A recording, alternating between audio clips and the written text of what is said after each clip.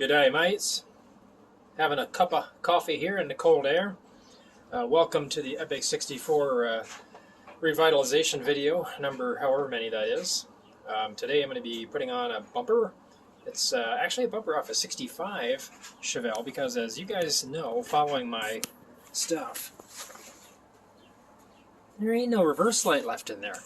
So I got to be able to see where I'm going when I'm driving backwards. So it's kind of important.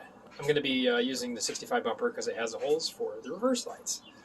So anyway, today, putting the bumper on, I bought a Chevrolet strip, got new bolts, an SS emblem that goes on the trunk, that's going in the passenger trim panel. And I picked up some inner fender flaps for the control arms on the inside.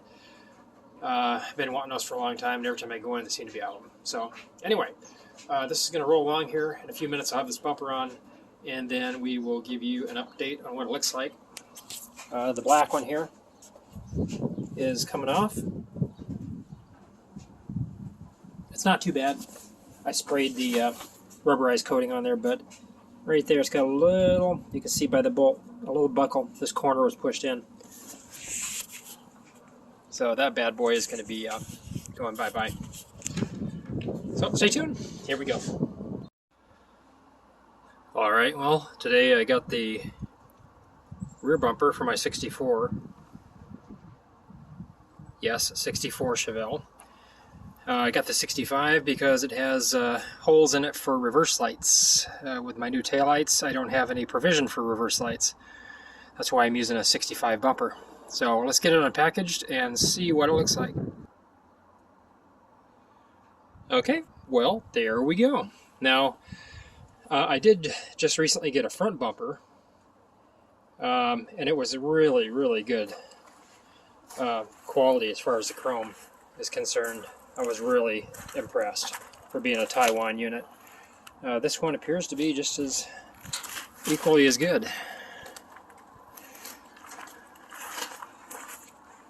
So that'll confuse a lot of people at the car shows, you think? But I don't really care. I just need to be able to get in there and have some light when I'm backing up. But anyway, stay tuned. We'll get this baby on the car, and then I'm going to eventually do just a recap video again. I did one a couple years ago on the Chevelle, but I'll get another one more up to date. There are a lot of stuff I've got completed since then. So right now, we're going to get this baby on the car. Okay, we're progressing along here. Just got the bumper off the car. Let's take a look. I'm not going to spend $100 on new brackets. These brackets they're for all practical purposes in great shape. I just need to sandblast them and paint them. Like I say, $100 is $100. I can spend that on something else. But got everything in here is done body-wise. Got the new bumper, so I'm transferring the brackets over right now. I'm not going to paint these mount brackets right now because it's cold as heck out and I don't want to do it. So follow along here, and once I get these brackets off, we'll get them mounted on the new bumper. Well, right now I got a little spot here on the bumper that, I don't know, this filler here. As you can see, it's riveted on. So I'm going to be getting the grinder out and grinding that puppy out of there. And I did call the parts store and they said, yeah, we got that. So I'll try to take it out gently, but if not, we're getting a new one. That's right, had to break the welder out. Okay, so the bottom bolts in the bumper, they just have round holes in the bottom of the bumper. The package of bolts I got with the bumper, dropping stuff, have the pan head flat with the hex on the bottom.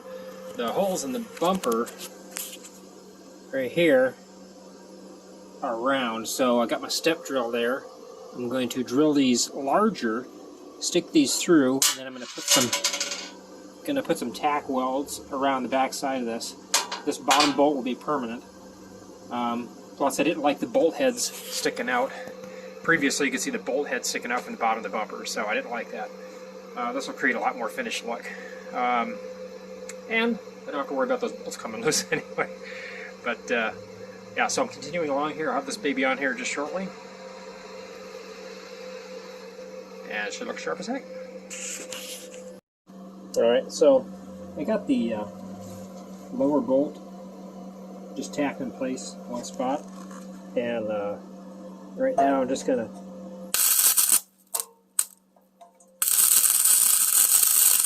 tack the other side. Tack it on top.